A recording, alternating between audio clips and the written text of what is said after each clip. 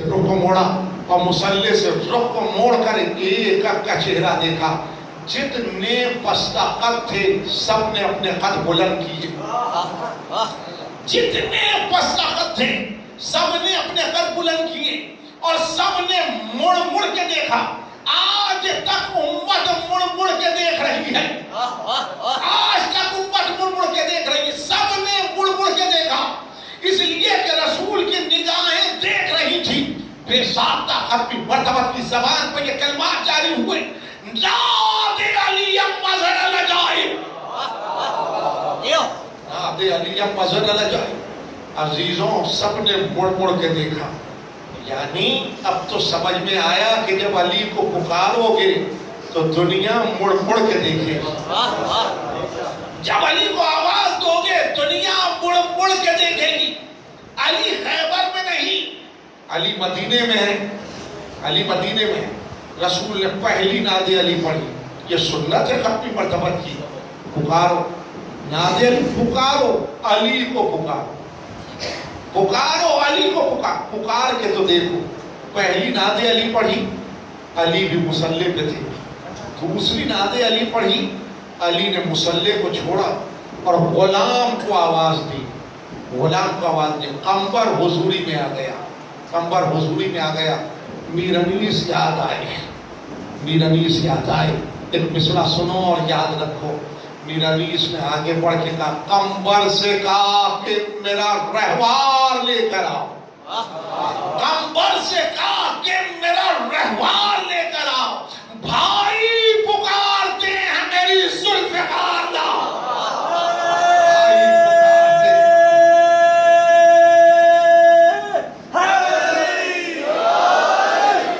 भाई पुकारते हैं मेरी जुल्फ़िकार लाओ। और तीसरी नादे अली खत्मी मर्तबत की जबान पे थी। अली खैमे में ये कहते हुए दाखिल हुए कि या रसूल अल्लाह गुलाम हाजिर है, या रसूल अल्लाह गुलाम हाजिर है, या रसूल अल्लाह गुलाम हाजिर है। अजीजों, आशोब जश्न में अली गिरफ्तार थे। खत्मी मर्तबत ने अपने लुबाब दहन को आंखों पे लगाया, आंखें रोशन हो गई। सब देख रहे थे, अली को अलम मिला। सब देख रहे थे, अली को अलम मिला।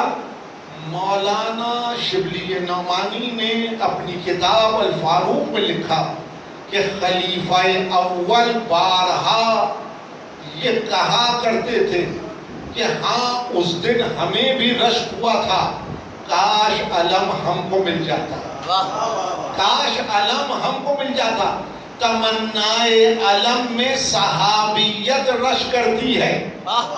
तमन्नाए अलम में सहाबियत रश करती है। हाँ, उस दिन हमें भी रश हुआ था, काश अलम हमको मिल जाता।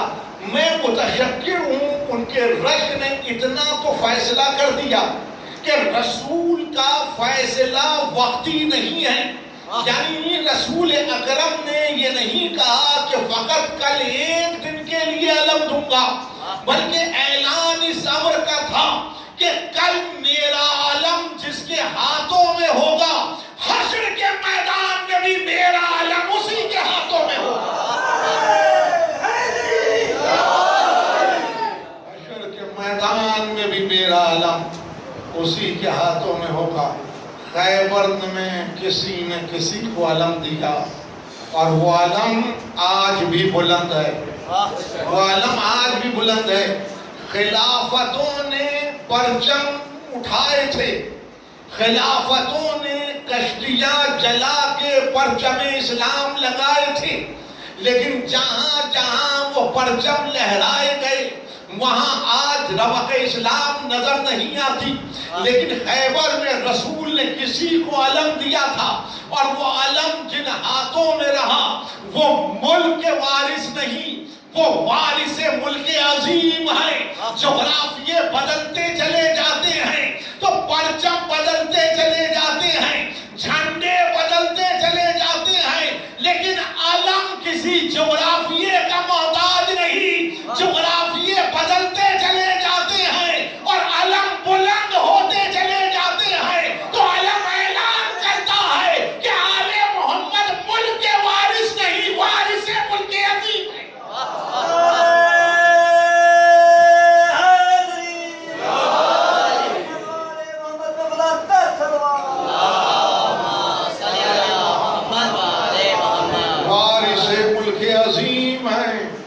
یہ علم خیبر میں نبی نے علی کو دیا، لیکن منیت کی منزل پر یہی علم حسین ابن علی نے منیت کی منزل پر ابو الفضل کو دیا۔ تو یہ علم جو ابو الفضل کے ہاتھوں میں آیا یہ علم حسین کہلایا، یہ علم حسین کہلایا۔ حسینیت کا علم کسی جغرافیے کا محتاج نہیں، ہر آزاد ملک میں حسینیت کا علم لہرا رہا ہے۔ پرمیشن نہیں لینی پڑتی، پرمٹ نہیں لینا پڑتا، اجازت نہیں لینا پڑتی۔ آزاد مملکتیں حسینیت کے علم کو لہرا کے سر بلند کرتی ہیں، لیکن جو بادشاہ زدہ لوگ ہوتے ہیں وہ علم اٹھانے کے لیے کہتے ہیں کہ پرمیشن لاؤ، وہ علم اٹھانے کے لیے کہتے ہیں کہ پرمٹ لاؤ، وہ علم اٹھانے کے لیے کہتے ہیں اجازت نامے لاؤ۔ سنو، نہ کل ہم بادشاہ پرست تھے نہ آج ہم بادشاہ پرست ہیں۔ بادشاہ پرست کل بھی خطرے میں تھے، بادشاہ پرست آج بھی خطرے میں ہیں۔ حسینیت کل بھی خطرے میں نہیں تھی، حسینیت آج بھی خطرے میں نہیں ہے، اس لیے کہ حسینیت کا دوسرا نام اسلام ہے۔ بادشاہ اگر اسلام کا نام لیتا ہے تو کہتا ہے اسلام خطرے میں ہے، لیکن جو حسینیت کا علم اٹھاتا ہے وہ یہ نعرہ بلند نہیں کرتا کہ اسلام خطرے میں ہے۔ عزیزوں، دراصل اسلام خطرے میں نہیں، ہر دور میں جب بادشاہ خطرے میں ہوتا ہے تو وہ یہ غوغا بلند کرتا ہے کہ اسلام خطرے میں ہے۔ تو ہمارا مشورہ یہ ہے کہ اگر بادشاہ اسلام کے پرچم کو بلند کرے، حسینیت کے علم کو بلند کرے، تو وہ بھی خطرے سے باہر نکل جائے۔ خطرے سے باہر۔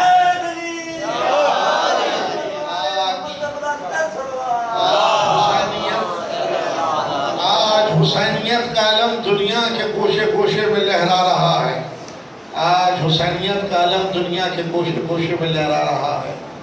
بادشاہ نے چاہا کہ ہم اسیر کر دیں، اس نے مطالبہ بیعت کیا۔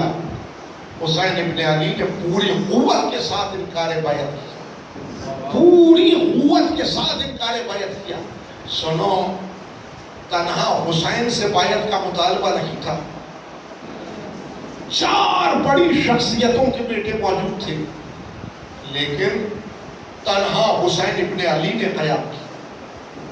انہوں نے بسبب خوف مختلف راہوں کو اختیار کیا، لیکن حسین ابن علی نے تنہا قیام کیا اور حصار خوف کو گرا کر زندگی کو داخل امن کر دیا،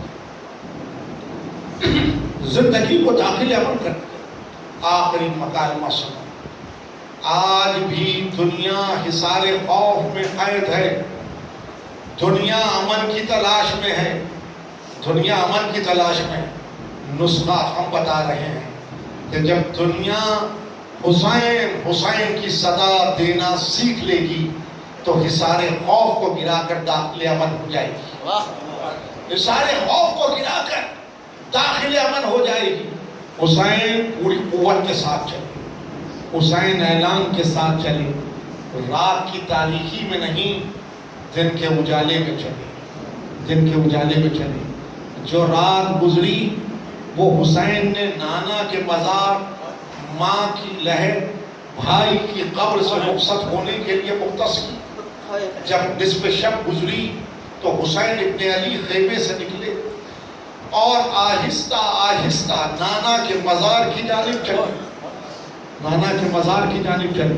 یعنی کل جو شب گزری حسین ابن علی آہستہ آہستہ نانا کے مزار کی جانب چلے اور یہ کہتے ہوئے چلے، نانا حسین مدینہ چھوڑ رہا ہے، نانا حسین مدینہ چھوڑ رہا ہے۔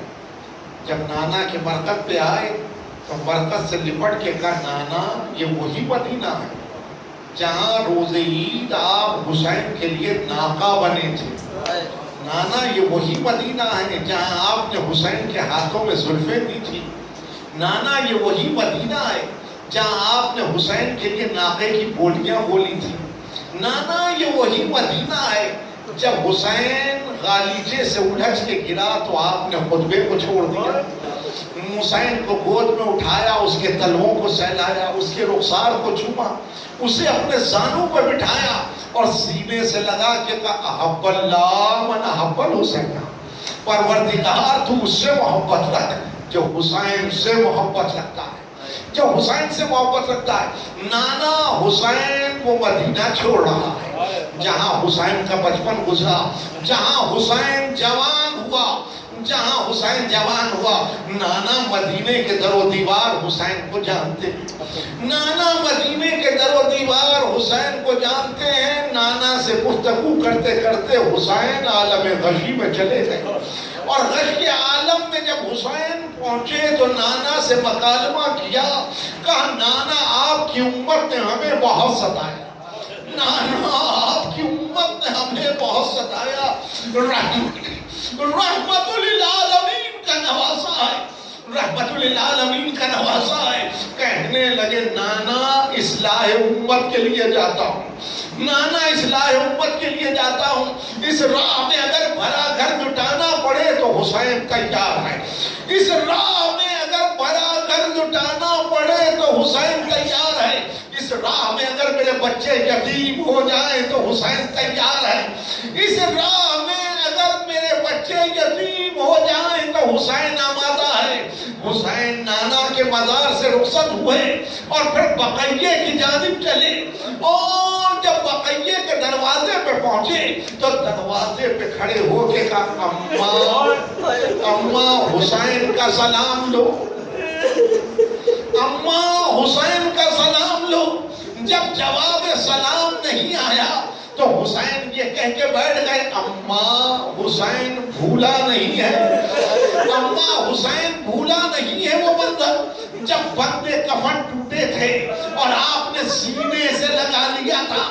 اماں جب تک جواب سلام نہیں آئے گا حسین آپ کے برکت پہ نہیں آئے گا. ایک مرتبہ مرقد زہرا سے صدا آئی السلام علیکہ یا غریبہ ہو، السلام علیکہ یا مظلومہ ہو. اے غریب ماں کے غریب بیٹے، اے مظلوم ماں کے مظلوم بیٹے، تجھ پہ بھی میرا سلام.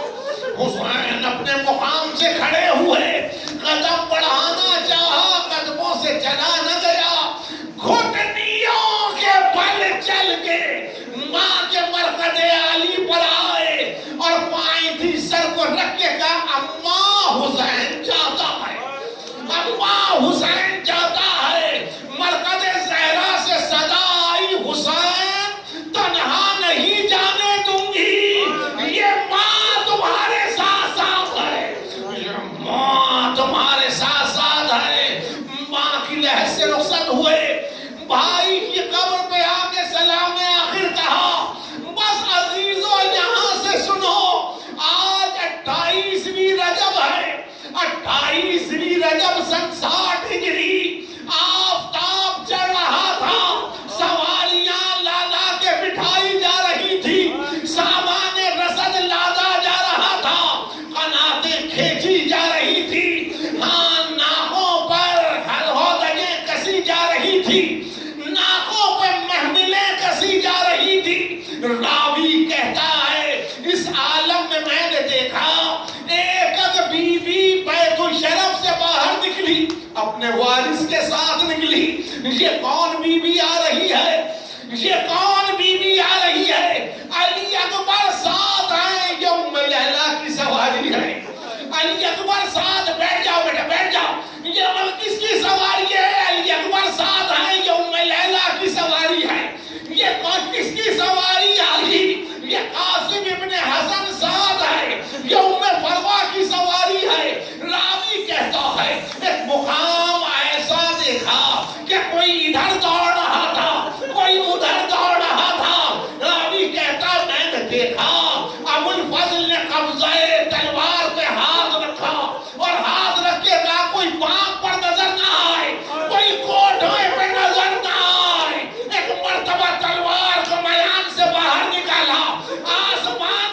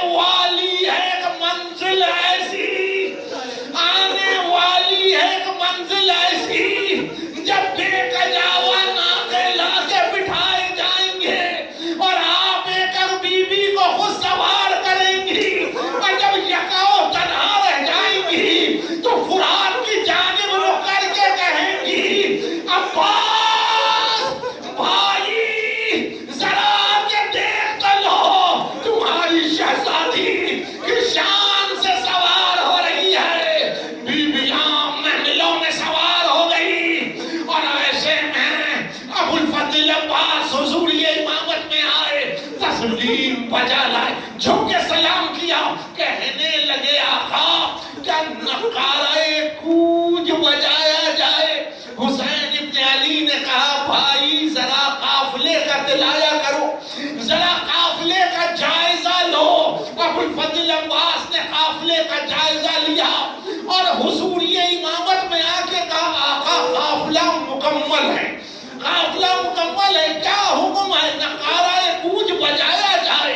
حکم ملا کہ نقارۂ کوج بجایا جائے۔ ابھی نقارۂ کوج بجا چاہتا تھا، میں نے دیکھا، راوی کہتا ہے میں نے دیکھا ایک بی بی بیت الشرف سے باہر نکلی اور تیز قدم ابو الفضل عباس کی سواری کے قریب آئی۔ ابو الفضل عباس جھکے، اس بی بی نے کانوں میں کچھ کہا، ابو الفضل عباس نے سواری کو چھوڑ دیا، تیز قدم بیت الشرف میں چلے گئے۔ کچھ دیر گزری، جب واپس آئے تو بھائی نے بھائی کو آواز دی، حسین ابن علی نے پکار کے کہا بھیا عباس ذرا ادھر تو آؤ۔ ابو الفضل عباس حضوری امامت میں آئے، کہنے لگے حسین ابن علی بھائی کس نے بلایا تھا؟ بھائی کس نے بلایا تھا؟ سینے پہ ہاتھ رکھ کے کہا آقا اماں نے بلایا تھا،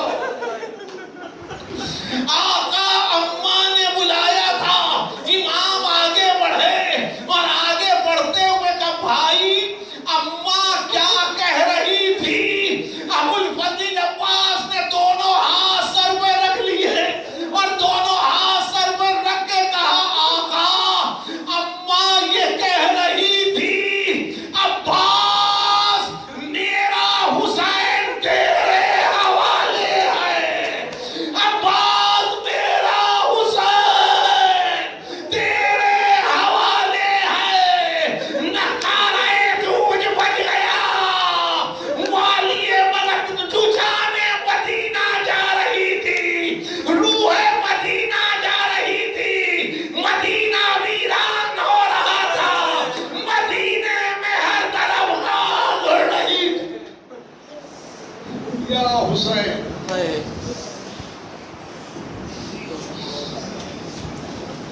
یا حسین یا حسین